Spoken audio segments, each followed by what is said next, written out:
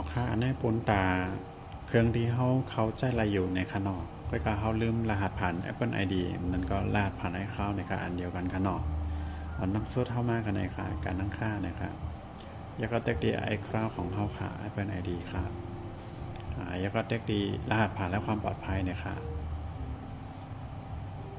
ออกค่ะพย่อก็ตั้งเหนือสุดเนี่ยนะครับมีดีเขียนไว้ว่ารหัสผ่านในขนอกเปลี่ยนรหัสผ่านครับพอกดก็ให้เขาใส่รหัสหน้าจอของเครื่องของเขาในขนอก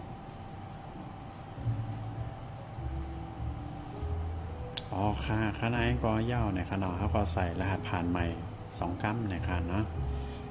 อันนั้นก็เป็นอันย่าค่ะเขาก็ไล่รหัสผ่านใหม่เอาในขนอกปุ่นดักเครื่องดีเขาใจอะไรอยู่ในขนอกเรียกว่าปุ่นดักเครื่องดีเพราะเขากว่าเปลี่ยนรหัสผ่านแล้วถามว่ารหัสเราเอียงในขนอกสังเกตว่าเขากดผิดหลายรอบเนี่ยเด็ดกันในเต็มเด็ดคอมไลท์นะครับเพราะเขาเด็ดเข้ามากันในเนี่ยเด็ดถามรหัสผ่านของเขาในขนอกอันนี้ปุ่นตาเครื่องดีห้อมไปย้ำกดรหัสผ่านพี่เทป๊อกในคันนะแล้วเขาใครห้อมต้องรหัสแล้วเขาใครตั้งใหม่ค่ะไม่ส่งผ่าน